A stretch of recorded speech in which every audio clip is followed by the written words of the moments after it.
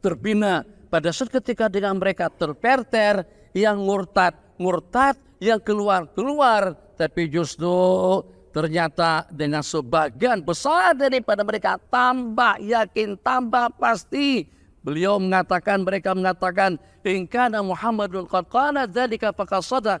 Kalau dengan baginda telah memperkatakan yang semacam itu, yang seperti itu, berarti betul, berarti benar. Memang betul, agama tidak dapat kita rasionalkan.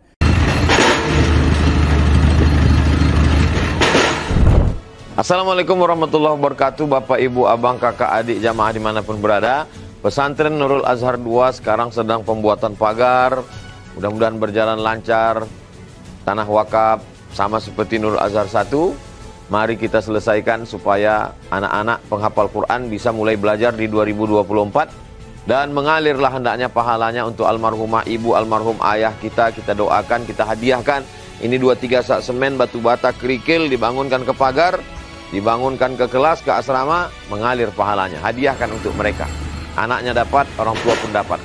Melalui BSI Bank Syariah Indonesia, nomornya 147 6666 666. Mudah ingatnya, 147 6666 atau Bank Riau Kepri Syariah 820 11 66666. Sekali lagi 820 11 66666 atas nama Yayasan Tabung Wakaf Umat. Jangan lupa sertakan kode transfer di akhir 01 di akhir nominal transfer. Contoh 100.000 misalnya 100.001. Konfirmasi ke nomor admin 0852 6541 6060. Barakallahu fikum. Wassalamualaikum warahmatullahi wabarakatuh. Ala Sayyidina Muhammad wa ala alihi wa sahbihi ajma'in. Rabbana ftah bainana wa baina qaumina bil haqqi wa anta khairul fatihин.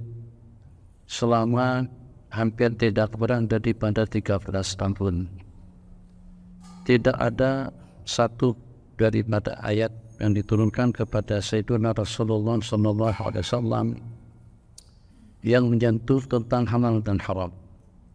Selama tidak kurang daripada 13 tahun, yang ditanamkan itu adalah al-aqidah al-islamiyah as-sahihah. Agar bagaimana dengan akidah, keyakinan itu terhunjam di dalam benak hati al-ummah atau di kalangan para sahabat. Agar bagaimana dengan al-aqidah, imaniyat, keyakinan itu akan bersemaya dan berpakalah di dalam hati mereka masing-masing. Yang sehingga sepanjang 13 tahun tadi itu diperintahkan tidak lebih daripada ubudullah wa la tusyriku bihi syai'a. Sembahlah Allah dan jangan kau sekutukan Allah dengan sesuatu, jangan kau sekutukan sesuatu dengan Allah Jalla Jalaluhu.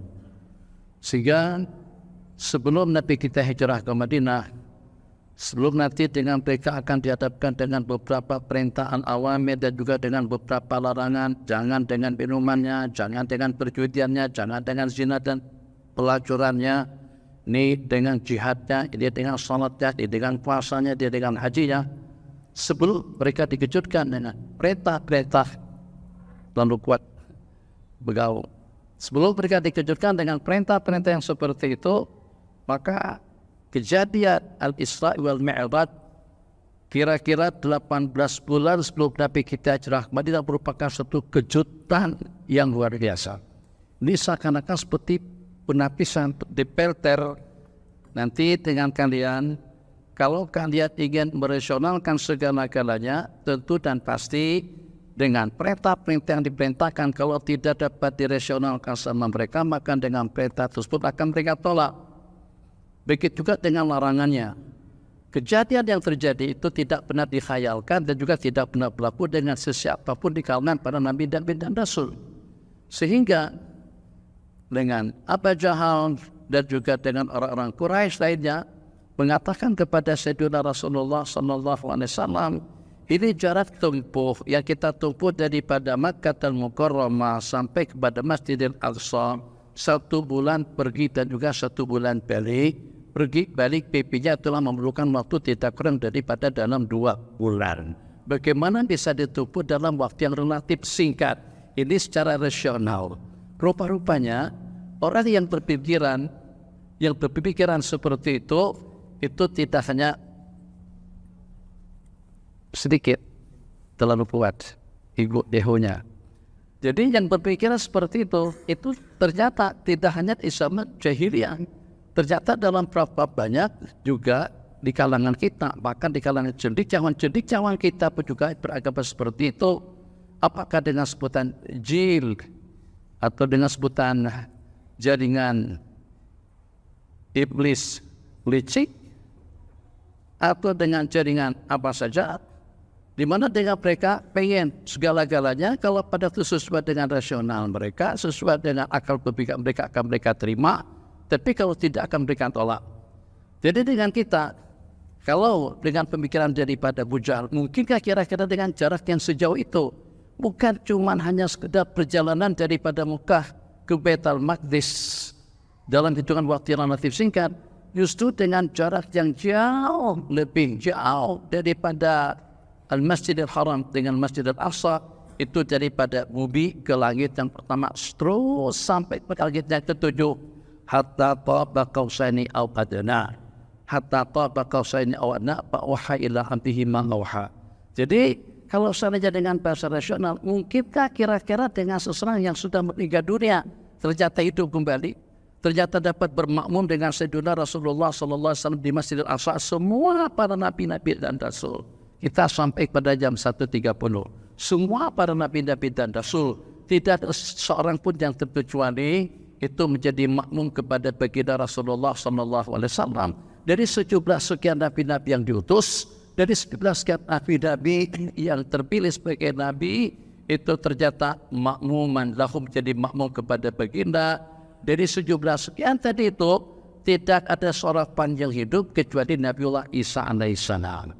Bagaimana dengan mereka yang sudah meninggal ternyata hidup kembali, ketemu dengan Nabiullah Adam pada waktu Nabi kita melaksanakan salat di Masjidil Aqsa dan juga mengimami mereka. Ternyata justru Nabiullah Adam pada langit yang pertama, dengan Nabiullah Yusuf, dengan Nabiullah Musa, dengan Nabiullah Isa, dengan Nabiullah Harun, dengan Nabiullah Idris, dengan Nabiullah Ibrahim pada langit yang ketujuh.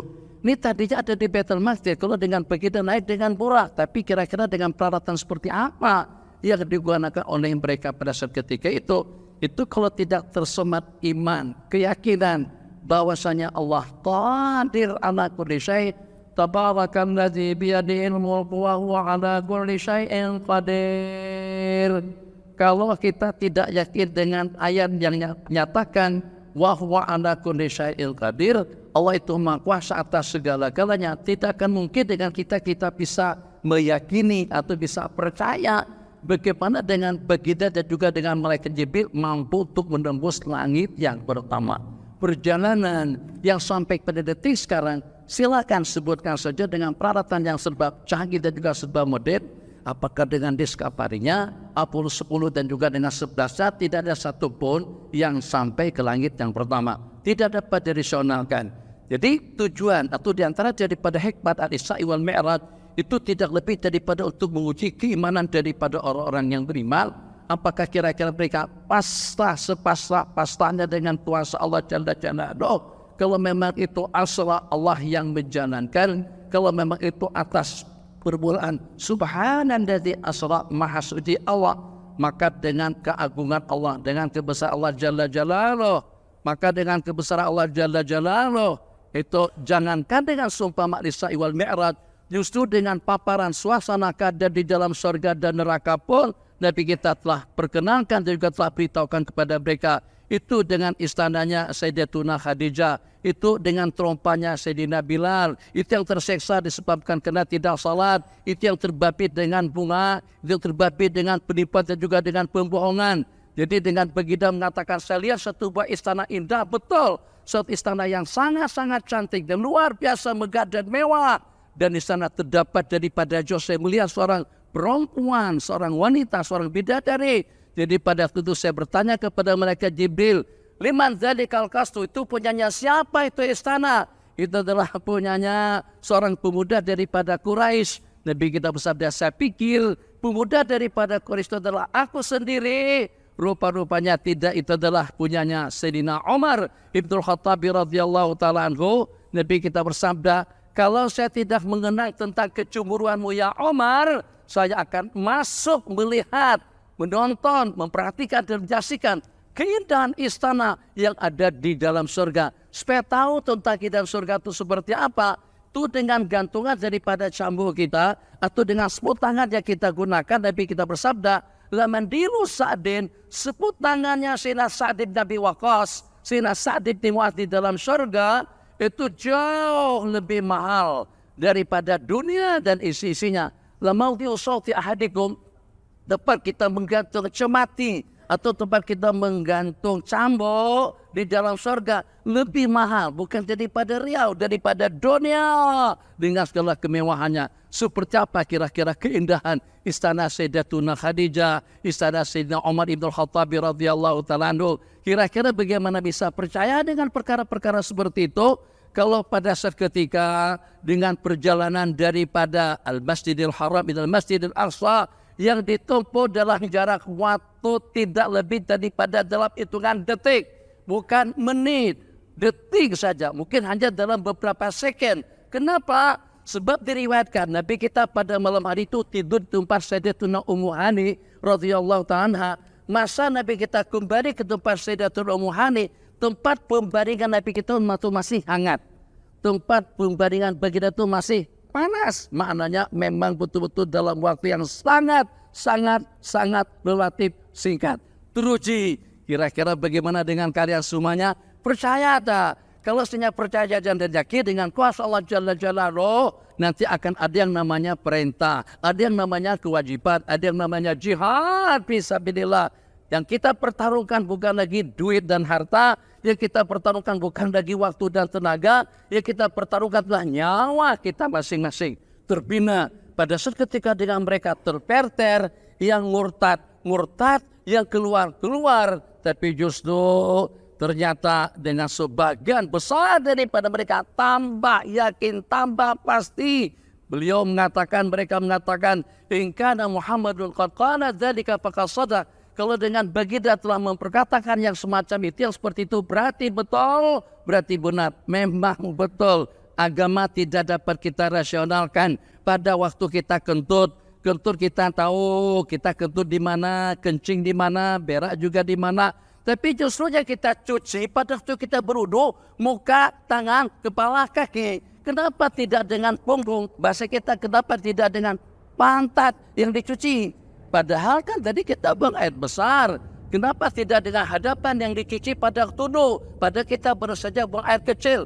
Masya Allah, tabarakallah. Bisa nggak kira-kira kita rasionalkan tentang wudu? Ya Arhamar Rahimin, untuk apaan? Batu kita lempar dengan iringan Bismillahi Allahu Akbar, Bismillahi Allahu Akbar, Bismillahi Allahu Akbar sebanyak 7 kali. Apakah di sana kena ada setan di pelontaran? 7 di Jamratul Aqaba, 7 dengan Jamratul Wusta, 7 dengan Jamratul Aqabah. Sejumlah tidak kurang daripada 20 segi batu. Sa'i, Rabbighfir warham wa tajawaz amma ta'lam innaka ta'lam ma la na'lam innaka antal a'azul akram.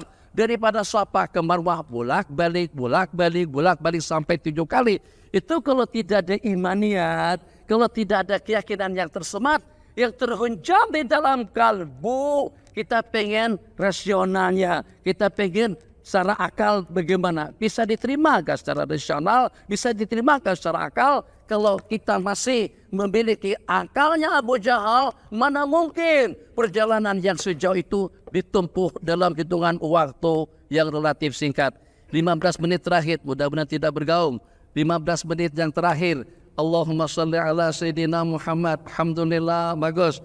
15 menit yang terakhir, khair. Tapi ditanyakan, kalau memang tujuan itu tidak lebih daripada untuk menunjukkan salah satu daripada mukjizat yang luar biasa yang Allah anugerahkan kepada Nabiul Khatam, kepada Nabi yang terakhir, kenapa itu tidak berlaku di siang hari? Di tengah hari, suasana bening, suasana tenang, berlakunya Al-Isra wal Mi'raj pada malam ke-27.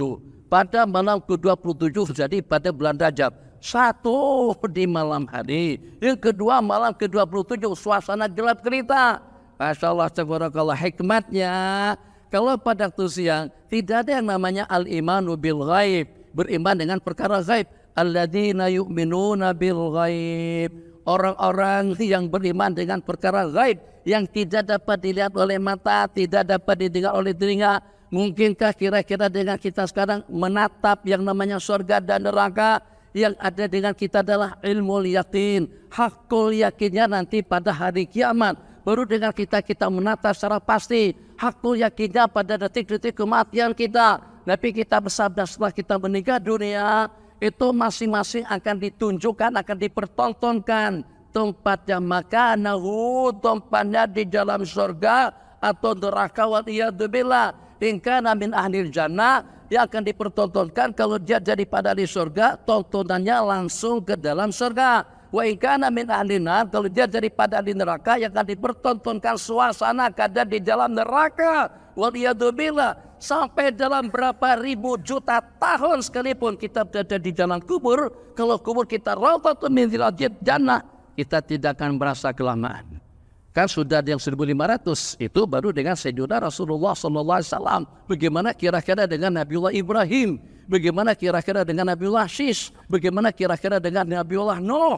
Bagaimana kira-kira dengan Nabiullah Adam sebagai insan yang pertama? Sudah dalam berapa ribu tahun berada di alam kubur, berada di alam barzakh. Kalau seandainya alam kubur, alam barzakh seperti yang kita saksikan dengan mata kepala kita masing-masing, kalau dengan ekor tidak kita on-kan, kalau dengan kipas tidak kita hidupkan, kalau sirkulasi udara tidak berputar ke sana dan kemari, kita akan kepanasan. Ini yang ukuran masjidnya hampir tidak kurang daripada dalam 30 kali 30 atau paling tidak 25 kali 25 meter. Gimana kalau ukurannya tidak lebih daripada 1 kali 2? Sehari pun kita tidak akan sanggup. Makanya dengan kita peruntukkan waktu yang Allah berikan kepada kita, peruntukkan agar bagaimana dengan ibadahnya, muraqabahnya, takwanya, zikirnya, ubudiannya, pengabdiannya, ramah, adil dan bijaksananya, segala kebaikan-kebaikan yang telah diperintahkan, yang telah diingatkan oleh khatib, dengan melaksanakan segala perintah, dan yang kedua dengan meninggalkan segala larangan, itu kita patuhi. Kenapa? Sebab tidak ada, jangan berharap dengan orang lain untuk meluaskan, untuk menerangi kubur kita nanti. Itu harus daripada upaya pribadi, upaya individu kita masing-masing. Agar bagaimana nanti dengan kuburku, sejauh mata memandang, cerita ini banyak. Apakah itu dengan Sayyidina Sabit Al-Bunani, apakah itu dengan Sayyiduna Al-Hadrami. Begitu kami turunkan ke liang lahat, ternyata kami melihat sepanjang, sejauh mata melihat kuburan Sayyidina Al-Hadrami. Enggak usah jauh-jauh dengan zaman sahabat, enggak usah jauh-jauh dengan zaman tabi'in. Sabit Al-Bunani yang sembahyang di dalam kubur beliau, waktu dalam 12 menit yang sembahyang di dalam kubur beliau. Jadi mereka Imam Mujahid, Imam Ikrimah, dan juga dengan yang lain yang merasa kaget, terperanjat, terkejut melihat Sayyidina Sabit baru saja dikuburkan, ternyata sudah bangkit untuk melaksanakan salat. Jadi pada waktu mereka ketemu dengan keluarga Sayyidina Sabit Al-Bunani radhiyallahu ta'ala anhu, saya tidak heran, saya tidak merasa aneh kalau itu yang berlaku. Sebab orang tua saya selama 50 tahun tahajud, tiap kali berdoa, ya Allah ya Arhamar Rahimin, kalau ada di antara daripada hamba-hambamu selain daripada nabi-nabi dan rasul yang kau perkenankan untuk salat di kuburnya, perkenankanlah aku salat di dalam kuburku. 50 tahun tahajud, doa seperti itu pasti dan pasti permintaan daripada orang tua saya tersebut itu akan dikabulkan oleh Allah Subhanahu wa ta'ala. Kalau dengan para nabi-nabi dan rasul, Nabi kita bersabda pada perjalanan Isra wal Mi'raj, ra'aitu Musa yusalli bi qabrihi. Aku tengok, aku melihat Nabiullah Musa sembahyang di dalam kubur beliau. Al-Anbiya, para nabi-nabi dan rasul, yusalluna bi kuburihim, mereka melaksanakan salat di dalam kubur mereka. Renung dengan bahasa rasional, macam mana kita bisa menerima? Udah mati, jangankan salat, bangun saja tidak bisa. Jangan pakai akal. Kalau kita pakai akal, sama dengan Abu Jahal pada saat ketika itu mengatakan Allah tidak kuasa. Kalau dengan kita gunakan rasional, kita tidak akan beriman. Tapi kalau kita mendengarnya, terus dengan dilatar belakangi imaniyat, yakiniat kita dengan qudratullah, innahu qadir, innahul qawiyyu, innahul matin, innahul mudabbir, innahul rahman, innahul qahir. Allah yang maha perkasa, yang maha kuasa, maha qadir. Masya Allah, tabarakallah. Di antara daripada sifat Allah Jalla Jalaluh, qadir ala kulli syai' wa huwa ala kulli syai'in qadir, kuasa atas segala sesuatu. Apa susahnya dengan Allah? Tuh lihat dengan jutaan planet yang ada di angkasa lepas. Apakah perlukan tiang? Apakah perlukan waktu untuk Allah menciptakannya? Tidak perlu. Jadi kalau kita beriman dengan qudratullah Jalla Jalaluh, insya Allah hati kita akan menerima dengan realiti yang berlaku. Kembali, Masya Allah, tabarakallah, dengan kejadian yang berlaku, kejadian ini berlakunya di Syria. Di Syria dengan salah seorang Al-Hafar. Pernah dengar Al-Hafar? Al-Hafar artinya tukang gali kubur, tukang gali kubur. Al-Hafar ini sekarang terkenal di kalangan keluarga yang ahli ilmu, ahli ibadah. Gimana ceritanya? Jadi dengan berat tidak lebih daripada jadi tukang gali kubur. Pada suatu ketika datang seorang perempuan dengan membawa perempuan dengan beberapa orang menggusung jenazah ke liang kubur. Maka sebagai petugas saya, sebagai hafar, sayalah yang menangani segala-galanya daripada menyambut jenazah yang diturunkan sampai dengan aku membuka dan juga merungkaikan ikatan, dan juga tidak terkecuali ikatan di kepala dengan di dada, muka dibuka, terus kita dibantalkan nanti dengan tanah. Saya yang melakukan semua itu. Jadi pada waktu jenazah tadi itu disambut, Masya Allah, tabarakallah, luar biasa.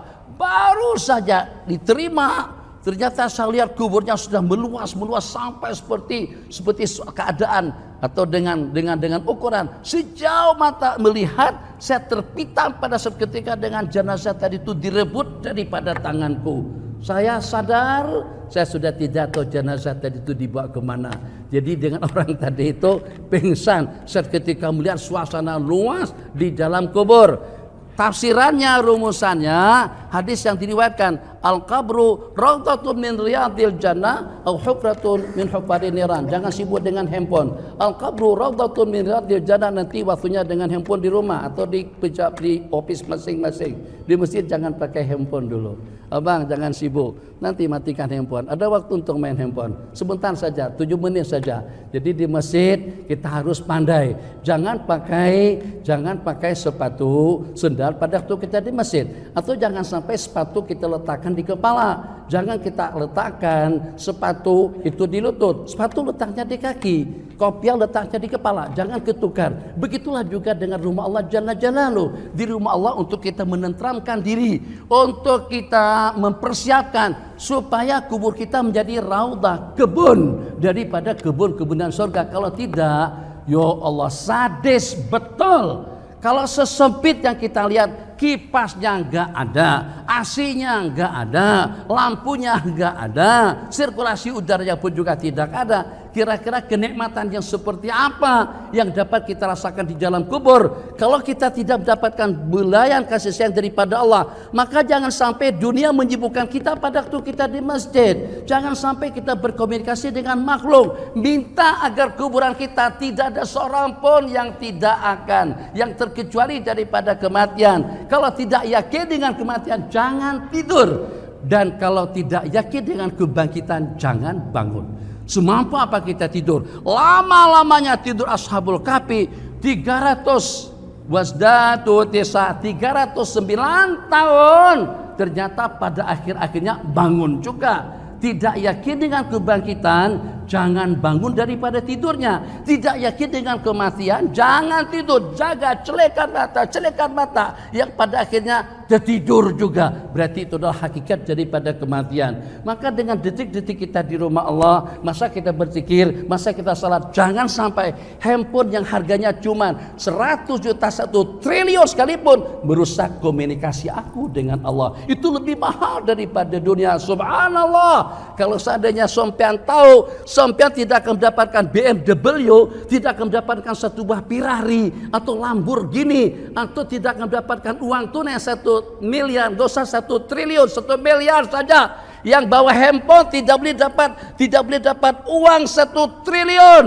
semuanya buang handphone pada ketika itu, masuk ke masjid tanpa handphone. Oh, kenapa handphonenya dibuang? Jam dibuangnya kenapa? Majalah dibuang kenapa? Koran dibuang kenapa? Itu dengan playboynya kenapa? Jawabannya 1 triliun bang, 1 triliun. Gitu ceritanya. Kalau dengan tasbihan kita di masjid, sesaat waktu kita beriktikaf di rumah Allah Jalla Jalaluh, itu tidak dapat dinilai dengan angka 1 triliun. Dunia dengan isi-isinya masih murahan, tidak sebanding dengan subhanallah yang kita lantunkan di rumah Allah atau di waktu kita berada di mana saja. Bijak dan bijaknya yang dengan kita tidak mau diganggu pada waktu kita meeting, pada waktu kita lagi sedang mengadakan musyawarah, juga tolong jangan diganggu ibadahku. Nih dijaga baik-baik, tolong dijaga. Ini juga tolong diamankan, tolong juga diamankan. Jaga kebersihan rumahmu, jaga kebersihan handphonemu, jaga kebersihan mobilmu, jaga kebersihan motormu, jaga kebersihan pesawatmu kalau kita punya pesawat. Jangan sampai kita cuman bisa tampil kemas rapi, cantik, indah dan bagus. Semuanya kemas dan bagus, Masya Allah, tabarakallah. Tapi ternyata kita tidak mampu untuk merawat salat yang kita laksanakan. Terawat bagaimana? Tahu kita, apalagi kalau di sini kelihatan Haji Maskur sedang menghandphone kita, Haji Mastur sedang menggrup dengan grup atau WA kita.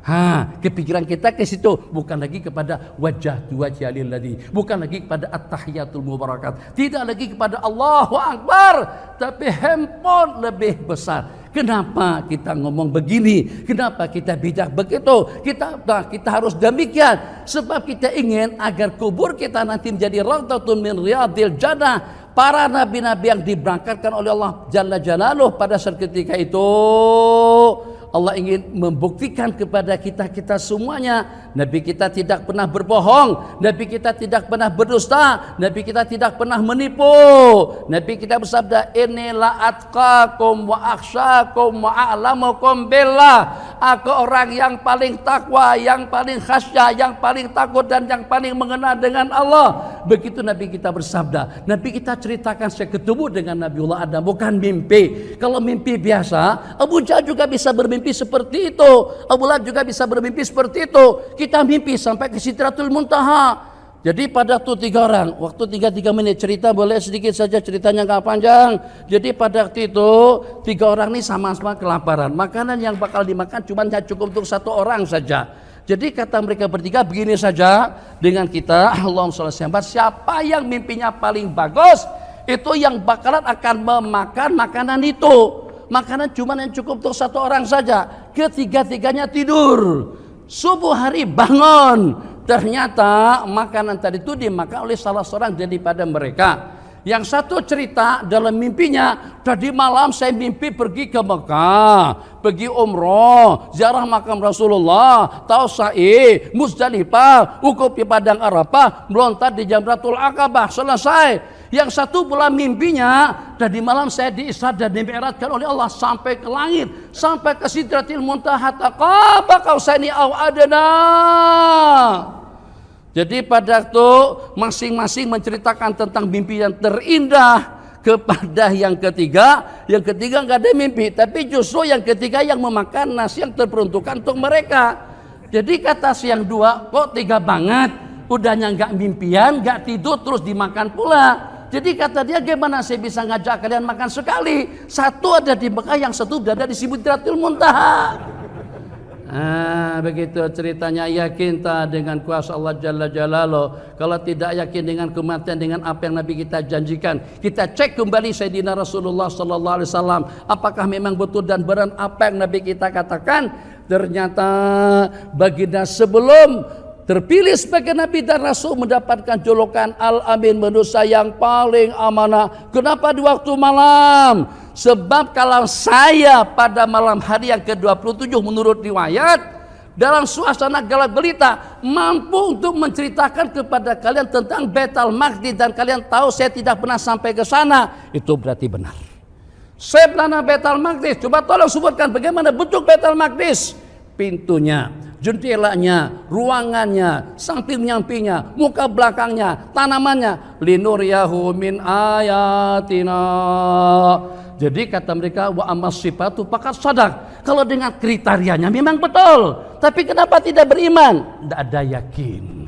Karena tidak ada yang namanya alladzina yu'minuna bil ghaib. Padahal Nabi kita tidak pernah sampai ke situ. Yang pertama, yang kedua, Nabi kita berangkatnya 2 waktu malam, enggak ada toslet, enggak ada sentan, enggak ada spotlight. Nabi kita tengok masjid. Oh iya ya, tolong catit ya Jibril, pintu-pintunya ada 13. Enggak ada yang seperti itu. Tapi bagaimana Nabi kita bisa menyebutkan pertanyaan daripada mereka terjawab dengan baik. Itu diantara daripada hikmatnya kenapa di malam hari supaya orang yang beriman dengan ghaibiyat akan semakin mantap, akan semakin tebal, akan semakin yakin dengan keimanannya, supaya juga dengan orang yang goncang dengan keyakinan yang pengen merasionalkan sesuatu akan goncang keimanannya yang pada akhirnya dia murtad kembali kepada agama nenek moyang. Kenapa? Sebab kalau tidak terpertel seperti itu nanti akan ada perintah jihad, salat, puasa, tinggalkan arak, tinggalkan pelacuran. Semuanya itu sudah mendarah daging. Perkara-perkara mungkar itu sudah mendarah daging dalam kehidupan mereka. Saya simpulkan dalam 2 menit. Maka mudah-mudahan dengan peristiwa Isra wal Mi'raj, khususnya duhur seperti ini, asar, maghrib, isya, semuanya lah, tidak ada yang terkecuali. Secara khusus isya dengan subuh jangan ditinggalkan, jangan tidak berjamaah. Khususnya kita yang super capek, super ngantuk, super lemah, letih, lenguh, jenuh, uyuh kata orang Banjar, kuyuhan banar ulun, capek banget, udah nggak bisa. Maka kita mau tahajud kita tidak terkejut. Oke, jangan tinggalkan salat isya berjamaah. Nabi kita bersabda orang yang melaksanakan salat isya berjamaah sama seperti orang yang melaksanakan salat tahajud setengah malam. Subuh berjamaah sama dengan yang melaksanakan salat sepanjang malam. Masya Allah, tabarakallah. Jangan tinggalkan, jangan salat sendirian di rumah. Bagaimanapun keadaannya, kalau pada tuh suami udah salat di masjid terus pulang, minta suami salat sunatnya di rumah supaya kita bisa ikut berjamaah dengan suami di rumah. Kenapa? Bukan cuma sekedar untuk mendapatkan pahala 27 kali lipat. Pada waktu kita melaksanakan salat berjamaah secara khusus, yang Nabi kita tinggalkan dunia dengan isi-isinya hanya untuk menerima kewajiban salat 5 waktu. Kita juga harus tinggalkan segala-galanya, handphone, kantor, duit, harta, politik, siapa saja, ekonomi dan juga dengan partinya kita tinggalkan dalam rangka untuk memenuhi seruan Allah Subhanahu wa taala. Secepat kita memperkenankan seruan Allah, secepat itu juga Allah mengabulkan hajat dan permintaan kita. Kenapa? Allah tengok imam khusyuk, bagus. Allah terima salat imam juga dengan salat makmum kesemuanya. Allah lihat imam kurang khusyuk, makmum ada yang khusyuk. Maka sebab makmum yang khusyuk, yang tadabbur, yang tadallul, yang inkisar, yang menangis hatinya di hadapan Allah, Allah terima salatnya dan juga dengan semua jamaah yang bersamanya. Ternyata imam tidak khusyuk, makmumnya juga tidak khusyuk, masing-masing memikirkan ini bakalan kayaknya mau hujan dalam hati. Hari ini mendung, ya Allah, ini kita sudah berada di penghujung bulan, ya Allah, bulanan kolkas, bulanannya dengan handphone, bulanannya dengan rumah, bulanannya dengan mobil, kepikiran sampai imam salam, sampai kita nggak tahu nih rakaat yang keberapa. Kalau kita nggak dipimpin sama imam, kita nggak tahu kita ini salat atau tidak. Imam ruku kita ikut ruku, imam tidak ikut tidak. Pada waktu kita ditanya, imam tadi baca surah apa? Baca surah apa? Saya tidak perasan. Jadi sampai nggak tahu surah apa yang dibaca sama imam. Jadi ulama mengatakan kalau imamnya tidak khusyuk, makmumnya tidak khusyuk, akan Allah terima salat kita karena salat kita laksanakan secara berjamaah. Waktu sudah habis. Wassalamualaikum. Silakan makan, ngantor, diundang ke kantor, ke tempat masing-masing untuk makan siang di sana. Wassalamualaikum warahmatullahi wabarakatuh.